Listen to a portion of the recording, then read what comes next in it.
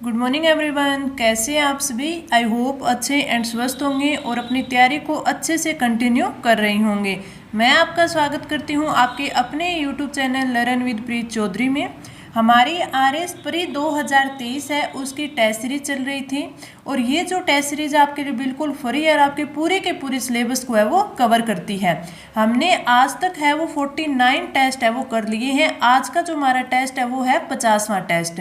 अगर हम सिलेबस की बात करें तो हमने एक लगभग सिलेबस में जो क्वेश्चंस हैं इंपॉर्टेंट वो कवर करे हैं, आगे भी हम करेंगे। अगर हम 49 टेस्ट की बात करें तो अगर हम मान के चलें कि लमसम अगर हमने एक टेस्ट में 30 क्वेश्चन किए हैं, एवरेज अगर एक टेस्ट में 30 क्वेश्चन किए हैं, तो भी अगर हम 49 टेस्ट की बात करें तो हमने 1470 क्वेश्चन है वो कर लिए हैं। और ये मैंने लगभग को 1500 से भी ज़्यादा क्वेश्चन करवा दिए हैं। बाकी अगर हमारे आगे के टेस्ट की बात करें, हमारे देखें कि कितना टाइम रहा है, तो लगभग आप 50 दिन मान के चलिए। तो उनमें अगर हम 50 टेस्ट और करेंगे, किसी दिन अगर मैं आपको ये हो कि हाँ अभी एग्जाम बिल्कुल पास में आ गया तो एक दिन में 2 टेस्ट प्रोवाइड करवाऊँ, तो उनमें भी मैं आपको है वो 1900 से लेके 2000 क्वेश्चन है वेरी इंपॉर्टेंट होंगे, वो मैं आपको और प्रोवाइड करवा दूंगी, अच्छे से उनको समझा भी दूंगी। तो ये टेस्ट सीरीज है आपके लिए काफ़ी इंपॉर्टेंट रहेगी। अब देखिए, अगर हमने 4000 अगर हमने क्वेश्चंस है उनकी प्रैक्टिस कर ली अच्छे से, वो भी इंपॉर्टेंट, तो हमारी तैयारी है वो और भी बेहतर हो जाएगी। जो हमारा टारगेट है कि हमें 100+ मार्क्स लेके आने हैं, वो हमारा अच्छे से टारगेट है वो पूरा हो जाएगा। आज का जो टेस्ट रहने वाला है, उस टेस्ट में हमारे इको के क्वेश्चंस है वो रहेंगे। ये आपकी राजस्थान इको, आपकी इंडिया इको रहेंगी और साथ में कुछ करंट के क्वेश्चंस हैं वो भी रहेंगे। करंट की बात करूं तो आगे से जो भी हमारे टेस्ट रहेंगे उसमें हमारे 8 से 10 क्वेश्चंस हैं वो करंट के रहेंगे। आपका ये भी कहना था कि मैम हमें राजस्थान का करंट है वो करवाइए, तो राजस्थान ज़्यादा ध्यान है हमारा राजस्थान पे रहेगा। बाकी आपके जैसे इंडेक्स होती हैं, इंडिया करंट अफेयर्स होता है, स्पोर्ट्स होता है, उनमें जो मुझे इंपॉर्टेंट लगेंगे वो क्वेश्चंस भी मैं आपको रोज के 8 से 10 क्वेश्चन है वो प्रोवाइड करवाऊंगी। आपके लिए क्लास काफ़ी इंपॉर्टेंट रहने वाली है। साथ में आपके ये भी था कि मैम आप हमें वो सब्जेक्ट वाइज है वो क्वेश्चंस है वो करवाइए। हम जो आप एमसीक्यू लेके आते हो वो आप सब्जेक्ट वाइज लेके आइए। तो आप ये भी बता देना, आप जितने ज़्यादा कमेंट करोगे मैं उसी के हिसाब से लेके आऊँगी, वरना तो अपना जो ऐसे जो टेस्ट चल रहे हैं उसी हिसाब से आगे चलेंगे। आप ये बता देना कि आपको जो सब्जेक्ट वाइज चाहिए वो सब्जेक्ट वाइज में टॉपिक वाइज चाहिए या फिर सिर्फ सब्जेक्ट वाइज चाहिए, तो आप ये भी कमेंट करके बता देना। तो चलिए आज का जो टेस्ट है वो स्टार्ट करते हैं, काफ़ी इंपॉर्टेंट रहने वाला है। फर्स्ट क्वेश्चन, क्षेत्रीय ग्रामीण बैंकों के संदर्भ में निम्नलिखित कथनों पर विचार करते हुए सत्य कथन चुनिए। 2 अक्टूबर 1975 को क्षेत्रीय ग्रामीण बैंकों की स्थापना की गई। इन बैंकों में केंद्र सरकार व राज्य सरकार की हिस्सेदारी 60:40 होती है। नरसिम्हन समिति की सिफारिशों के आधार पर अप्रैल 1987 से कोई नया क्षेत्रीय ग्रामीण बैंक स्थापित नहीं किया गया और वर्तमान में देश में कुल 56 क्षेत्रीय ग्रामीण बैंक कार्यरत है। इसमें से हमें बताना है कि कौन से कथन है वो सत्य है। अगर हम ग्रामीण क्षेत्रों की बात करें तो वहाँ पे विकास, ग्रामीण क्षेत्र है वहाँ पे विकास, और जो कृषि क्षेत्र है विकास के लिए, और जो आपका कृषि क्षेत्र है उसमें है वो वित्तीय सुविधा उपलब्ध करवाने के लिए, इन दोनों क्षेत्रों में है वो वित्तीय सुविधा उपलब्ध करवाने के लिए 2 अक्टूबर 1975 को क्षेत्रीय ग्रामीण बैंकों की स्थापना की गई। आपने देखा होगा कि जो बच्चे बैंक के एग्जाम देते हैं तो वो बोलते हैं कि हमारे भी आगे आरआरबी के एग्जाम होने वाले हैं, आरआरबी के एग्जाम होने वाले, तो वो ये क्या होती है, वो ये वही आपके क्षेत्रीय ग्रामीण बैंक होते हैं, क्षेत्रीय ग्रामीण बैंक होते हैं। तो ये आपके इनकी जो शाखाएं होती है गाँव में होती है। तो अब ये तो आपको पता चल गया कि इनकी स्थापना कब हुई थी, 2 अक्टूबर 1975 को। अगर हम इनकी बात करें कि इन बैंकों की स्थापना है वो किसकी सिफारिश पर हुई, अगर सिफारिश की बात कर ले तो इसमें आती है 2 समिति। एक समिति तो आपके आती है श्रेया समिति, जिसे बोलते हैं RG श्रेया समिति, श्रेया समिति। ये समिति आपके 1972 की है, 1972 की है। इसकी सिफारिश पर इनकी स्थापना की गई थी और बाद में है वो जो आपके एस नरसिम्हन थे, जो आपके एम नरसिम्हन समिति थी, इसकी स्थापना कब हुई थी? 1975 में। तो इसकी अनुशंसाओं के आधार पर भी इसकी स्थापना है वो की गई थी। तो आपको इन दो समितियों के बारे में याद करना है, आरजी श्रेया समिति और आपके एम नरसिम्हन समिति। तीसरी बात इसमें आती है कि इन बैंकों में केंद्र और राज्य सरकार की हिस्सेदारी है वो कितनी रहती है? तो इसमें हिस्सेदारी है वो 3 लोगों की होती है। किसकी? इसमें एक तो होती है बैंक की हिस्सेदारी। तो इन बैंकों में जो आपके व्यापारिक बैंक होते हैं उनकी हिस्सेदारी रहती है 35%। तो इसमें 3 में हिस्सेदारी होती है, आपको अच्छे से याद रखना है। व्यापारिक बैंक होता है उसकी 35% होती है। अगर हम केंद्र सरकार की बात करें तो केंद्र सरकार की है वो कितनी रहती है? वो रहती है 50%। केंद्र सरकार की 50%, व्यापारिक जो बैंक होता है उसकी 35%, और जो राज्य सरकार होती है उसकी कितनी रहती है? आपकी उसकी रहती है 15%। तो इसमें जो 60-40 का अनुपात है वो आपका हो जाएगा 50-15%। 50 से 15 का अनुपात है ये हो जाएगा। तो वेरी इंपॉर्टेंट है, आपको इसे अच्छे से ध्यान में रखना होगा। अगला है कि नरसिम्हन समिति की सिफारिशों के आधार पर अप्रैल 1987 से कोई नया क्षेत्रीय ग्रामीण बैंक स्थापित नहीं हुआ। ये बिल्कुल सही बात है कि अप्रैल 1987 के बाद कोई भी नया ग्रामीण बैंक नहीं बना, लेकिन ये केलकर समिति की सिफारिश पर, किसके? केलकर समिति, ना कि नरसिम्हन समिति। तो आपको ये भी याद रखना है कि केलकर समिति की सिफारिश पर कोई नया बैंक है वो अप्रैल 1987 से नहीं बना। वर्तमान में देशों में कुल बैंक कितने हैं? ये क्षेत्रीय ग्रामीण बैंक है वो 56 है। ये बिल्कुल सही है आपका। एक चीज आपको ये याद रखनी है कि भारत में 2 ऐसे राज्य हैं, कौन से? एक तो सिक्किम और एक कौन सा? गोवा। इन 2 राज्यों में कोई भी क्षेत्रीय ग्रामीण बैंक नहीं है। वेरी इंपॉर्टेंट, आप इस पे लगा लेना, ये पूछने वाला क्वेश्चन है आपके। तो आप में जो कथन ए और कथन डी है वो ही बिल्कुल सही दे रखे हैं, बाकी के दोनों इन्होंने गलत दे रखे हैं। और इसके अलावा जो ये आपके 2 चीजें मैंने बताई है कि किसकी सिफारिश पर आपकी समिति की सिफारिश पर बना था बैंक वो, और एक आपको ये याद रखना है कि कौन से 2 राज्य हैं हमारे भारत में जहाँ पे ग्रामीण बैंक है ही नहीं, तो सिक्किम और गोवा। तो राइट आंसर आपका कौन सा हो जाएगा कि ए और डी सही है, तो ऑप्शन फर्स्ट है। ऑप्शन फर्स्ट है वो आपका बिल्कुल राइट हो जाएगा। आगे बढ़े अपना अगला क्वेश्चन। नीति आयोग के बारे में निम्नलिखित में से कौन से कथन है वो सही है? नीति आयोग का गठन है वो 25 जनवरी 2016 को किया गया। आपको पता है कि ये बिल्कुल आपका गलत है। कब किया गया था? इस जो आपका योजना आयोग था तो 2015 में है, उसे योजना आयोग को है वो समाप्त कर दिया गया था 2015 में। फिर 1 जनवरी 2015 को नीति आयोग की वो स्थापना की गई थी। अगला है नीति आयोग वाणिज्य और उद्योग मंत्रालय के अंतर्गत आता है। नीति आयोग का पूर्ण रूप national institution for transforming India. NITI Aayog Bharat सरकार का एक पॉलिसी थिंक टैंक है। तो अगर इसमें हम बात करें कि इसमें से सही है वो कौन सा है, तो आपका जो राइट आंसर होगा वो होगा आपके ऑप्शन सी और डी। ये 2 है इसमें सही दे रखे हैं, तो राइट आंसर ऑप्शन है 4th आ जाएगा। नीति आयोग है वो भारत सरकार का एक थिंक टैंक है, एक पॉलिसी थिंक टैंक है, उस पे है, और इसे योजना आयोग का स्थान ले लिया है, ये मैंने आपको बता दिया। साथ में इसकी जो फुल फॉर्म है वो national institution for transforming India है। और इसकी बात करें तो इसमें आप याद रख सकते हैं कि इसकी प्रकृति कई बार पूछ ली जाती है कि नीति आयोग की प्रकृति क्या है, यानी ये कौन सा है, तो ये आपके गैर संवैधानिक है, गैर संवैधानिक आयोग है। संवैधानिक, इसे गैर वैधानिक भी बोल सकते हैं आप, गैर वैधानिक। तो ये 3-4 चीजें हैं वो नीति आयोग के बारे में आपको याद रखनी चाहिए। नीति आयोग काफी इंपॉर्टेंट है, हर बार क्वेश्चन है इससे पुटअप होता है। तो राइट आंसर ऑप्शन 4th। आगे बढ़े अपना अगला क्वेश्चन। भारत में पंचायती राज व्यवस्था की शुरुआत है वो किस जिले से हुई थी? जयपुर से, भीलवाड़ा से, नागौर से और अजमेर से। ये नागौर लिखा हुआ है, नागौर, तो नागौर से और अजमेर से।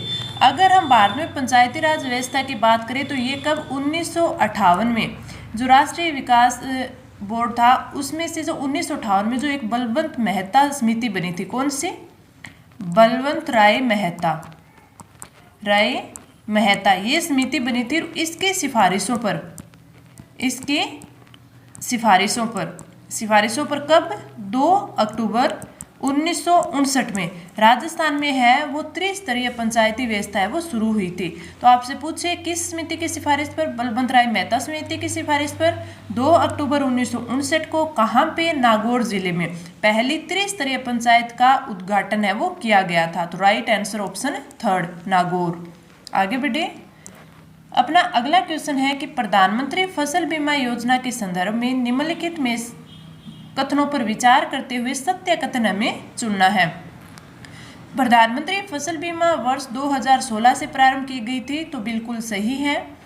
इस योजना में खाद्यान्न फसलों जैसे अनाज, मोटा अनाज और दालें, तिलहन और वार्षिक बागवानी फसलों को शामिल किया गया है, ये भी बिल्कुल सही है। प्रीमियम राशि के अंतर्गत कृषक से खरीफ फसल में 2% पर फसल का बीमा की जा रहा है, ये भी बिल्कुल सही है। वार्षिक बागवानी फसलों के लिए है वो 1.5% फसल का बीमा है वो किया जा रहा है। तो इसमें अगर हम देखें कि कौन सा है, तो आपका कथन ए, बी और सी तो बिल्कुल सही है। जो गलत है वो कौन सा है? वो आपका ऑप्शन है डी।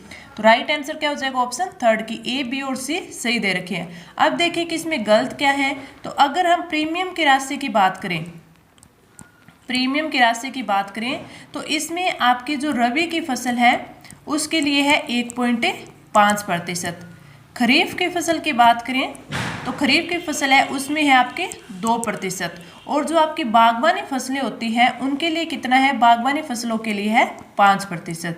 तो इसे आप याद रखना। अगर आपसे पूछ ले कि जो प्रीमियम का शेष भाग है वो केंद्र और राज्य सरकार द्वारा किस रूप में यानी कितने अनुपात में है वो लिया जाता है, तो ये आप याद रखना कि केंद्र सरकार और आपके सेंटर और आपके स्टेट दोनों में 50-50 अनुपात में है वो अनुपात में बीमा कंपनी को भुगतान है वो किया जाता है। तो आप ये याद रखना कितने के अनुपात में? दोनों के 1:1 यानी 50-50% है इनसे लिया जाता है। तो क्वेश्चन है वो इसका राइट आंसर हो जाएगा ऑप्शन 3।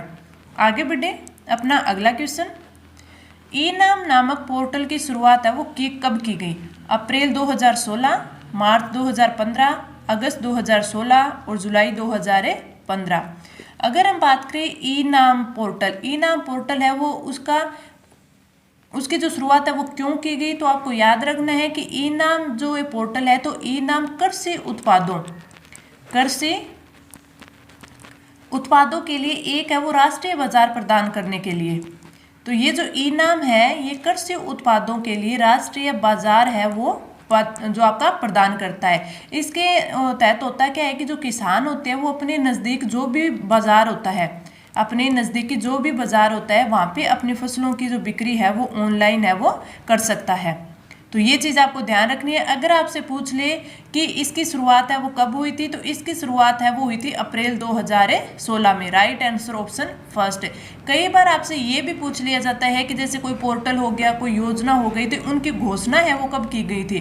बजट पूछ लिया जाता है कि किस बजट में इनकी घोषणा की गई थी। तो ई नाम पोर्टल की बात करें तो इसकी जो घोषणा है वो बजट 2021-22 में की गई थी।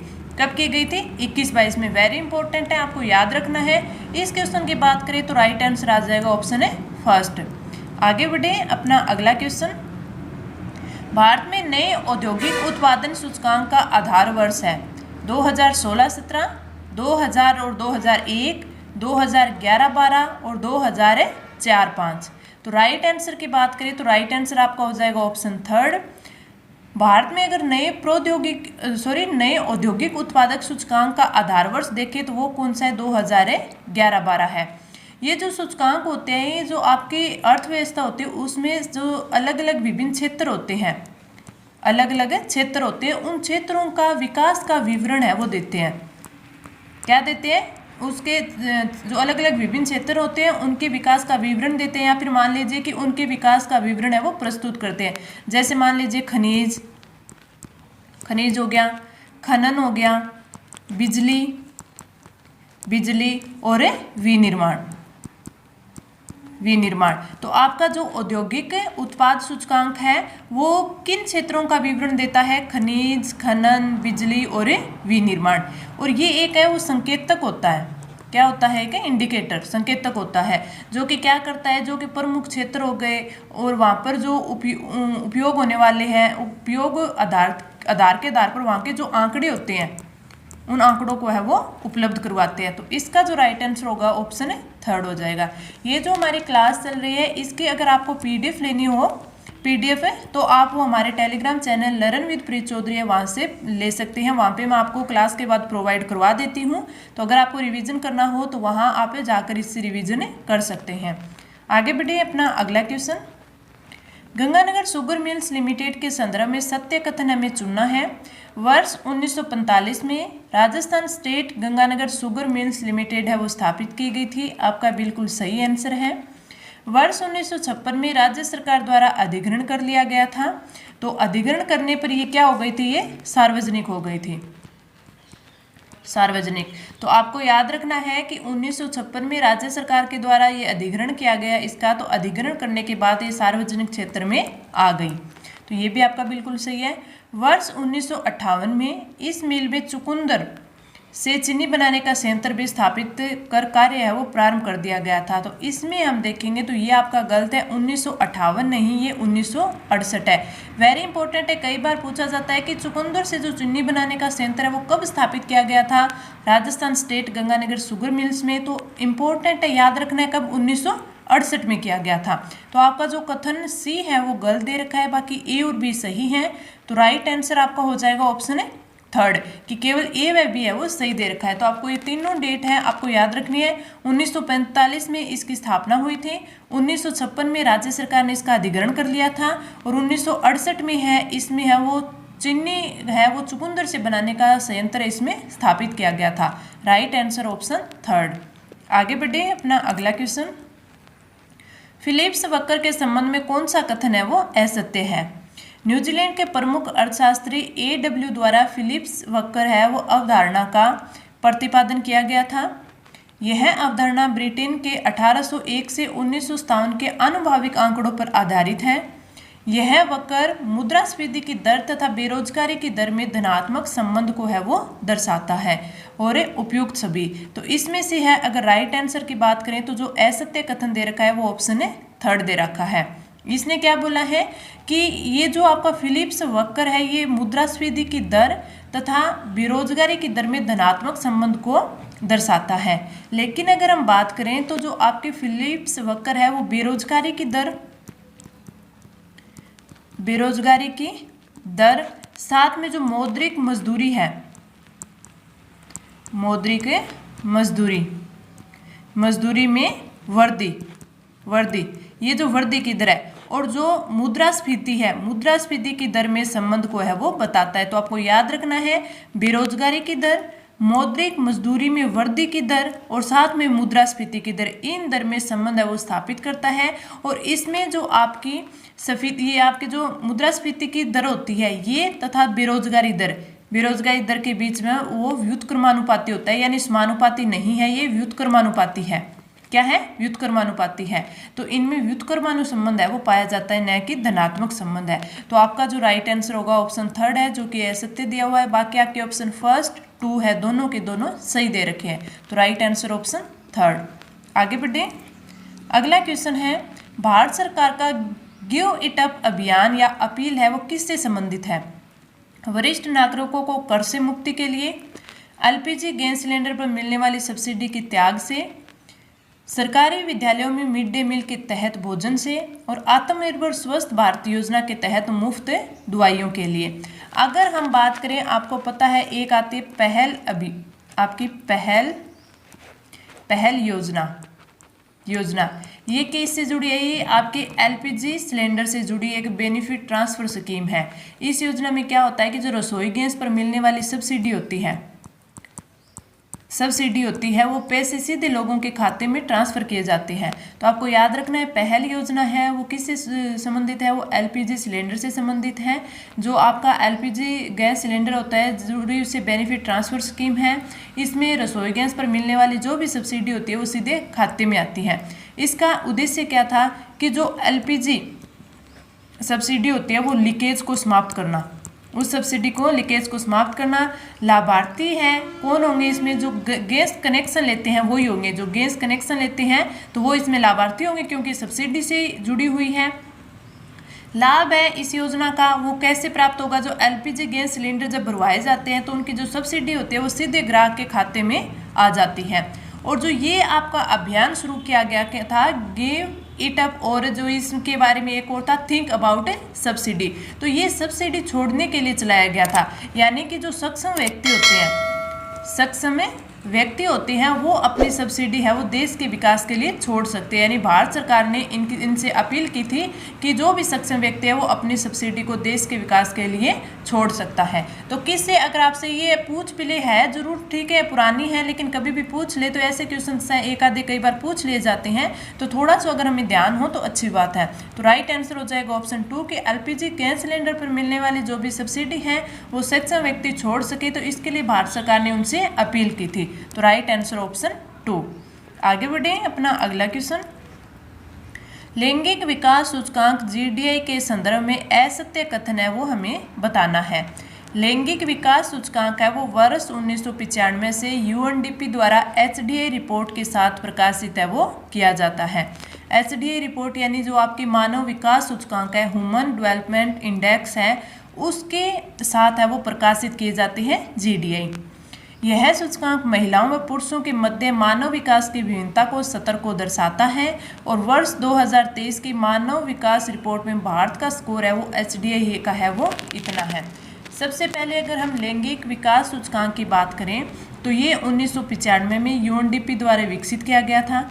ये सूचकांक है वो महिलाओं और पुरुषों के मध्य मानव विकास की विभिन्नता के स्तर को दर्शाता है। जो आपको जीडीआई है वो जो एचडीआई आपके है मानव विकास सूचकांक है उसमें असमानता को लैंगिक आधार पर है वो मापता है। तो वेरी इंपॉर्टेंट आपको जीडीआई के बारे में पता होना चाहिए कि जीडीआई है वो एचडीआई में जो असमानता को लैंगिक आधार है उस पर मापता है। अगर हम 2023 के मानव विकास रिपोर्ट की बात करें तो मानव विकास सूचकांक है उसमें हमारे अगर भारत की बात करें तो विश्व में कितने कुल देश है 191 देशों की सूची में भारत का जो स्थान रहा है वो 132वां रहा है। वेरी इंपॉर्टेंट है, इंडेक्स वाले क्वेश्चन पूछे जाते हैं। इसमें आपको ये भी याद रखना है कि जो मानव विकास सूचकांक है उसमें जो भारत का स्कोर है यानी आपका एचडीआई का स्कोर कई बार पूछ लिया जाता है। ऐसे जो क्वेश्चन आते हैं कथन वाले उनमें पूछ लिया जाता है, तो आपको याद रखना है कितना है 0.633, जो कि पीछे आपका जो 2020-21 में जो स्कोर था उससे कम हुआ है। पहले 2020 की बात करें तो उसमें 0.645 था यानी 645 था, 0.645 अब 0.633 हो गया, तो ये आपका कम हुआ है। और आपके जो अगर रैंक पूछ ले कि जो विश्व के कुल आपके 191 देश है उसमें से मानव विकास सूचकांक में भारत का कौन सा स्थान रहा है, तो वो रहा है 132वां। इसी क्वेश्चन में 3-4 क्वेश्चन हो गए, काफ़ी इंपॉर्टेंट है। तो गलत की बात करें तो आपका जो ये कथन सी है वो असत्य दिया हुआ है, तो राइट आंसर ऑप्शन है 4th हो जाएगा। Right answer option 4th। आगे बढ़े अपना अगला क्वेश्चन। मुख्यमंत्री राष्ट्रीय योजना के संदर्भ में सत्य कथन है उसे चुनना है। योजना के अंतर्गत राजस्थान राज्य से संबंधित जून 2016 या उसके बाद जन्म लेने वाली बालिकाएं वित्तीय सहायता प्राप्त करने की पात्र होंगी। इस योजना के अंतर्गत प्रत्येक पात्र बालिका के अभिभावक यानी उनके संरक्षक को 6 किस्तों में वो कुल राशि 50,000 की राशि है वो प्रदान की जाएगी। तो इसमें अगर राइट आंसर की बात करें तो दोनों के दोनों है वो सही है। आपको बस इतना याद रखना है कि राज्य सरकार से संबंधित ये है, ये जून 2016 के बाद जन्म लेने वाली बालिकाएं उनकी वित्तीय सहायता हेतु प्राप्त करने के लिए पात्र होंगे। इस योजना के अंतर्गत है वो पात्र बालिका उसके अभिभावक या संरक्षण है उसको 6 किस्तों में है वो 50,000 रुपये की राशि है वो दी जाएगी। तो राइट आंसर क्या हो जाएगा, ऑप्शन है 4th हो जाएगा। आगे बढ़े अपना अगला क्वेश्चन। पालनहार योजना है वो किन बच्चों की देखभाल के लिए आरंभ है वो की गई थी? जिनके माता पिता दोनों की मृत्यु हो गई हो, जिनके माता पिता दोनों आजीवन कारावास या मौत की सजा काट रहे हों, जिनके माता पिता में किसी एक की मृत्यु हो गई और दूसरा है वो आजीवन कारावास की सजा है वो काट रहा हो। तो इसमें जो राइट आंसर है ऑप्शन है फोर्थ हो जाएगा। पालनहार योजना है, ये योजना उन बच्चों की देखभाल के लिए आरंभ की गई थी जिनमें तो या तो उनके दोनों ही माता पिता ना हो, या दोनों ही आजीवन कारावास या मौत की सजा काट रही हों, या फिर एक है जिसमें से माता या पिता ना हो और एक है वो सजा है वो काट रहा हो।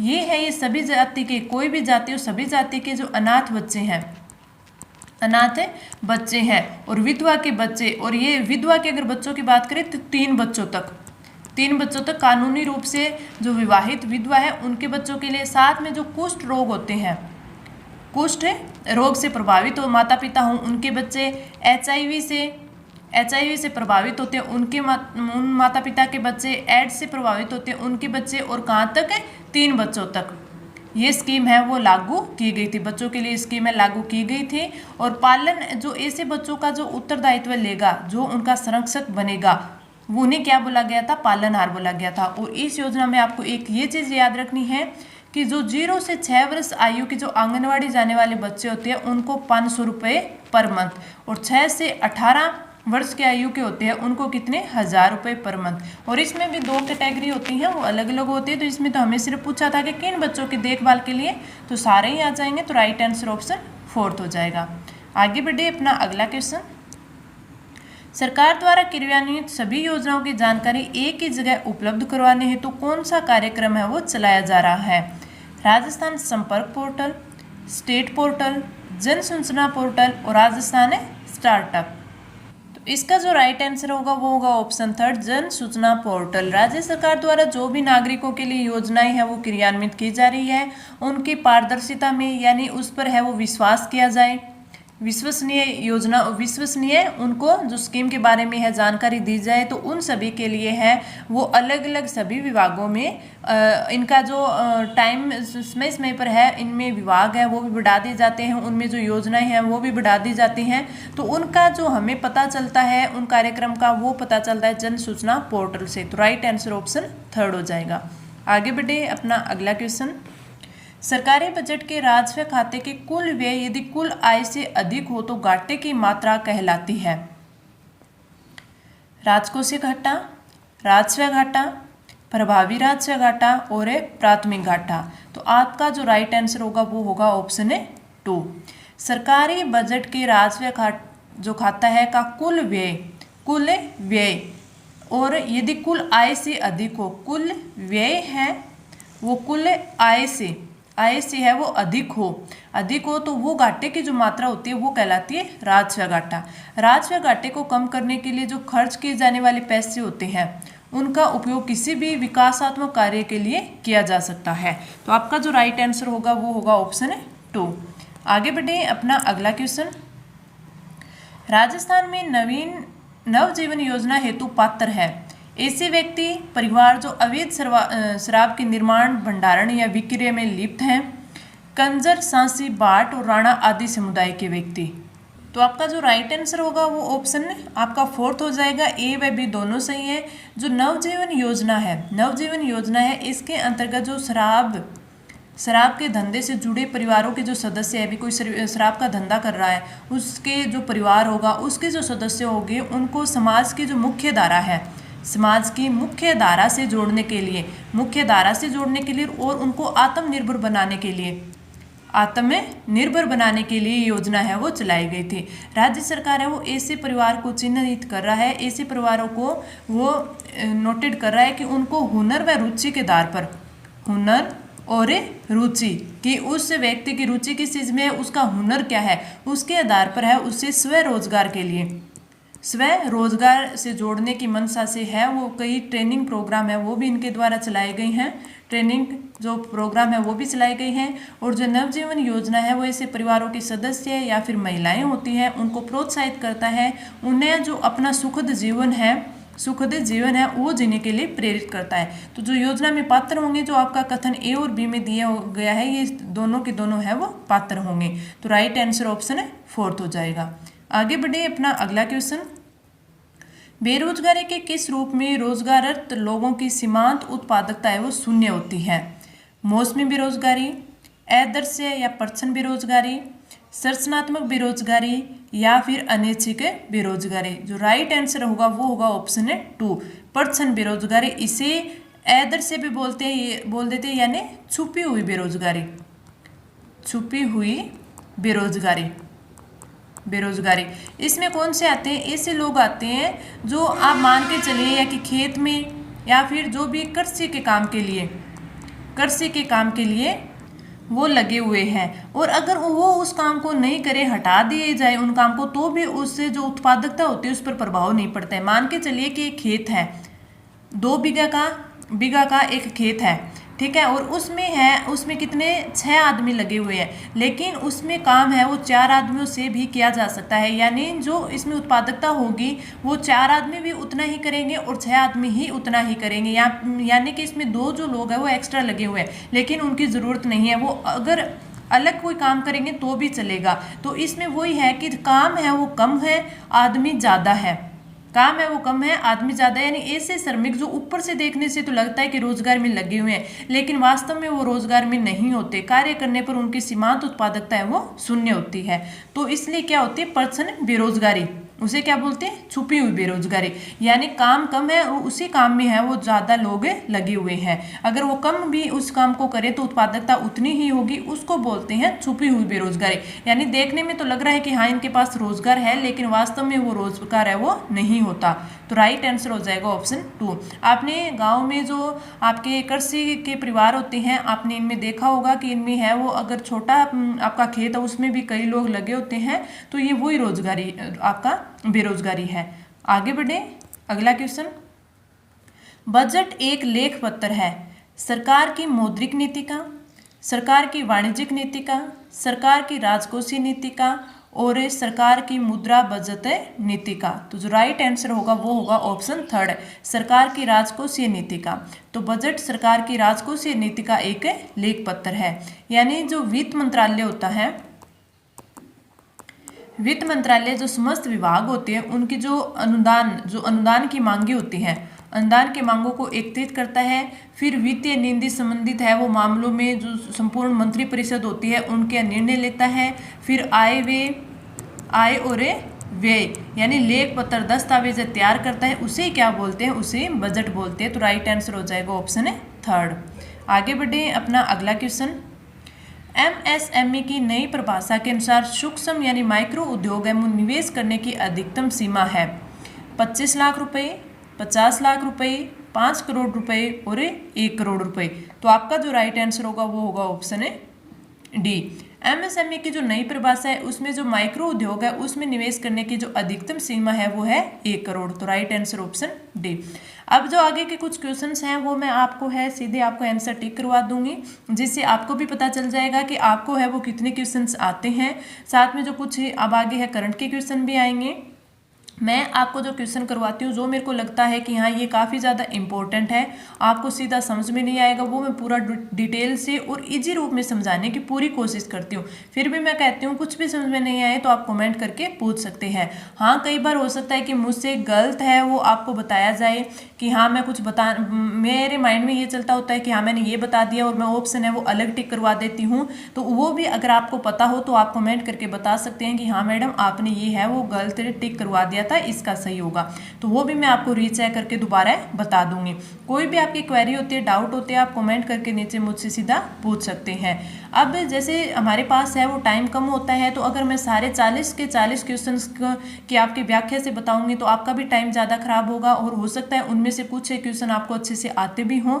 तो इसलिए मैं कुछ क्वेश्चंस के आपको सीधे आंसर टिक करवा देती हूँ ताकि आपकी प्रैक्टिस भी रहे और आपको उनका फ़ायदा भी मिलता रहे।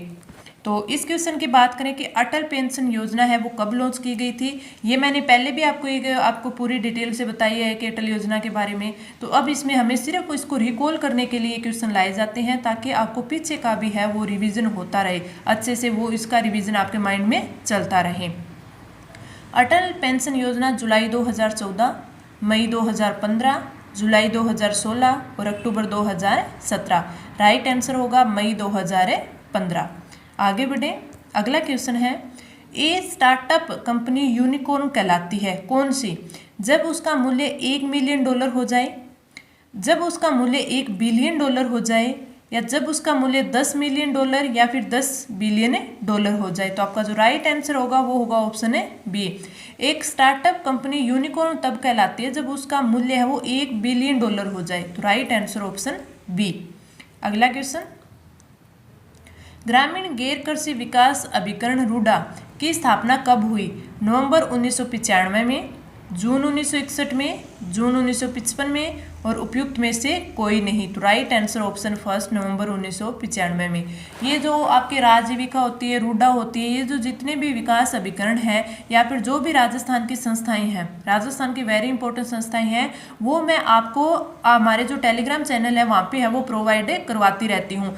ये भी नहीं, जो भी इंपॉर्टेंट चीज़ें होती हैं, कुछ ऐसे फैक्ट होते हैं जिनसे क्वेश्चन है वो बनता ही बनता है, तो वो मैं आपको डेली के दो तीन है वो टेलीग्राम पे प्रोवाइड करवाती रहती हूँ। तो आप उनका भी रिवीजन कर लिया करो ताकि उस टॉपिक का हमारा है वो जो इंपॉर्टेंट होते हैं उनका रिवीजन चलता रहे। आगे बढ़े, अगला क्वेश्चन, राज्य में पेट्रोलियम उत्पादक क्षेत्र में कितने पेट्रोलीफेरस है पेट्रोलीफेरस बेसिन है? 14, 4, 3 और 9। तो राइट आंसर होगा ऑप्शन है बी, 4। आगे बढ़े, अगला क्वेश्चन, राजस्थान जल क्षेत्र आजीविका सुधार परियोजना निम्नलिखित द्वारा वित्त पोषित है? जायका, IMF, वर्ल्ड बैंक और RBI। तो आपका जो राइट आंसर होगा वो होगा जायका। ये क्या है? जापान की संस्था है, जापान की, इसलिए इसको जायका बोल दिया जाता है। तो राइट आंसर हो जाएगा ऑप्शन है फर्स्ट। आगे बढ़े, जल से संबंधित जो भी आपके सुधार परियोजना है उसका आपका एक ये की आंसर होना चाहिए जायका। ये आपको थोड़ा याद करने में थोड़ा सा ट्रिकी वे होगा, तो इससे आपको याद भी रह जाएगा कि जहाँ भी जल क्षेत्र आजीविका सुधार परियोजना यानी जल का नाम ले लिया जाए, अगर उसमें वित्त पोषित पूछ लिया जाए तो जापान की सहायता से चलाई हुई जायका ही होती है। और कहीं पर अगर विकास के लिए आ जाए कि हाँ इसका विकास है, तो वो आप वर्ल्ड बैंक कर सकते हैं। आगे बढ़े, अगला क्वेश्चन, काटो और जलाओ कृषि है से तात्पर्य है? स्लैश एंड बर्न एग्रीकल्चर, मिश्रित खेती, आलू की खेती की विधि, स्थानांतरण खेती और वनोन्मूलन प्रक्रिया। तो जो राइट आंसर होगा ऑप्शन है सी, स्थानांतरण खेती, जिसको अलग अलग जगह पर अलग अलग नाम से जाना जाता है।